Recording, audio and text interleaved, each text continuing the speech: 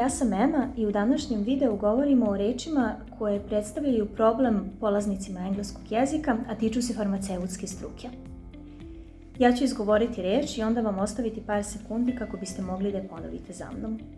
Prva reč je žulj i na engleskom se kaže blister. Toplomer, thermometer. Zavoj, bandage. A Hansaplast Band-Aid.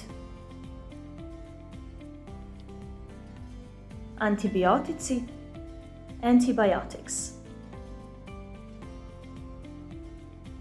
Natečen, swollen.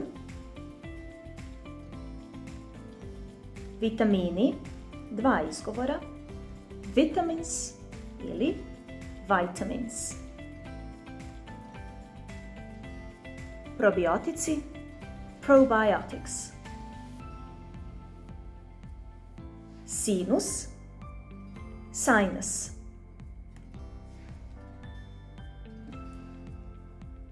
Suplementi, supplements. Migrena, također dva izgovora, migraine or migraine.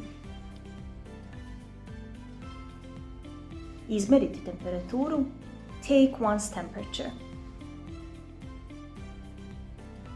Aparat za merenje pritiska, blood pressure monitor. Ukoliko niste razumeli sagovornika, uvek ga možete pitati, možete li to da ponovite, molim vas? Would you say that again, please?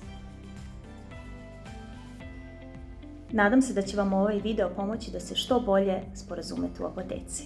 Hvala.